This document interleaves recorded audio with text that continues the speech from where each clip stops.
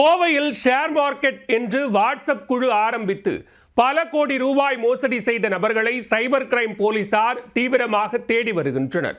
மோசடி நபர்களுக்கு 39 வங்கிக் கணக்குகளை தொடங்கி கொடுத்தவர் சிக்கியது எப்படி?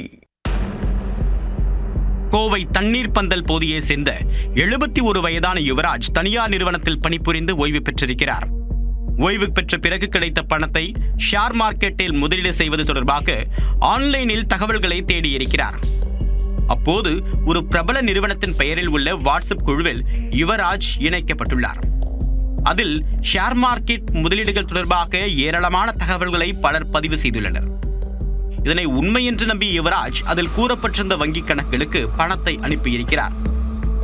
பல தவணைகளில் 1,65,00,000 ரூபாய் பணத்தை ஆன்லைன் மூலமாக அனுப்பியுள்ளார் யுவராஜ்.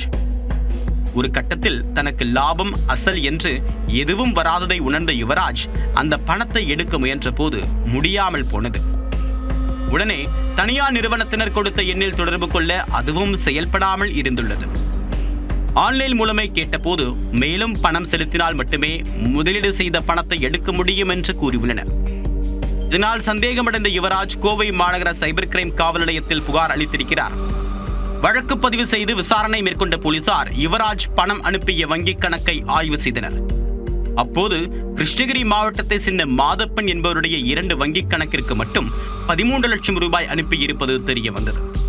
இதையடுத்து போலீசார் மாதப்பன் வங்கிக் கணக்குகளை ஆய்வு செய்த போது அடிக்கடி அவருடைய வங்கிக் கணக்கிற்கு பலர் பணம் அனுப்பியிருப்பது தெரிய வந்தது. தொடர்ந்து மாதப்பனை பிடித்த கோவை மாநகர சைபர் கிரைம் போலீசார் அவரிடம் விசாரணை மேற்கொண்டனர். அதில் மாதப்பனை ஒரு கருவியாக பயன்படுத்தி வேறொரு கும்பல் பல கோடிகளை மோசடி செய்திருப்பது தெரிய வந்தது. மாதப்பனுக்கு டெலிகிராம் செயலி மூலமாக மர்ம நபர்கள் பழக்கமாக்கியுள்ளனர். மாதப்பன் பெயரில் வங்கிக் கணக்குகளை துவங்கி அதை தங்களிடம் கொடுத்தால் 5% கமிஷன் தருவதாக மர்ம நபர்கள் தெரிவித்துள்ளனர். இதற்கு ஒப்புக்கொண்ட மாதவன் பல்வேறு வங்கிகளில் தன்னுடைய ஆவணங்களை கொடுத்து வங்கிக் கணக்குகளை துவங்கி அதன் விவரங்களையும் ATM அட்டை என்று அனைத்தையும் மர்ம நபர்களுக்கு வழங்கியுள்ளார். மோசடி செய்து பணம் சம்பாதிக்கக்கூடிய மர்ம நபர்கள் மாதப்பன் வங்கிக் கணக்கிற்கு பணத்தை அனுப்பச் சொல்லி அதை அவர்கள் ATM மூலமாக எடுத்திருப்பது தெரிய வந்தது. ஒவ்வொரு முறை பணம் வரும்போதும் மாதப்பனுக்கு அவர்கள் கமிஷன் கொடுத்ததால் மாதப்பனும் கண்டு கொள்ளாமல் இருந்துள்ளார். தொடர்ந்து மாதப்பன் மொத்தம் தன்னுடைய பெயரில் 39 வங்கிக் கணக்குகளை துவங்கி அதன் விவரங்களை மோசடி நபர்களிடம் கொடுத்திருப்பது விசாரணையில் தெரிய வந்துள்ளது.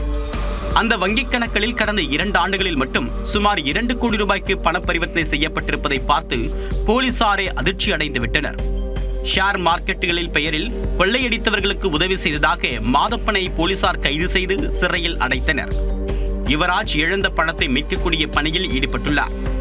ஆன்லைனில் முதலீடு செய்பவர்கள் கவனமாக செயல்படுமாறும் இதுபோன்ற சீட்டிங் நபர்களிடம் சிக்க வேண்டாம் என்றும் போலீசார் எச்சரித்துள்ளனர்.